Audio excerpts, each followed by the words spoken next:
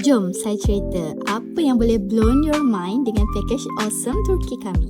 Hari pertama, kita sampai airport. Kita terus ke Bolu dan tidur di sana. Hari kedua, pagi-pagi kita gerak ke Ankara, pergi Atatürk Museum, tengok Tasik Garam. Siap bergambar, kita sambung ke Kapadokia. Masuk Valley of the Birds, banyak sangat burung-burung kat situ. Hari ketiga, apa lagi? Kita tour Kapadokia. Boleh naik belon udara panas, tengok kubur zaman Byzantine, underground city, batu-batuan pelik, Pasar Baok Valley dan ferry chimney.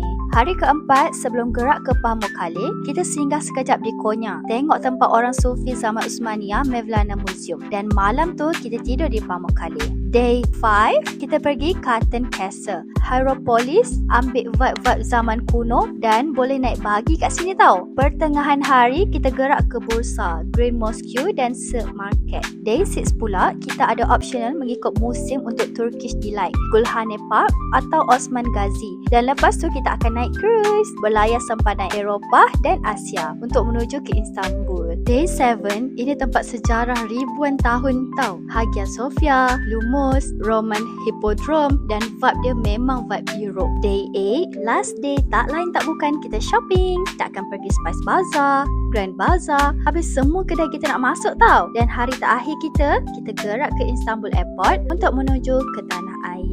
Kalau korang nak trip senang, best and yang paling penting tak rushing, Turki dengan Lafi. Book je, kami settle semua. That's all. Bye-bye.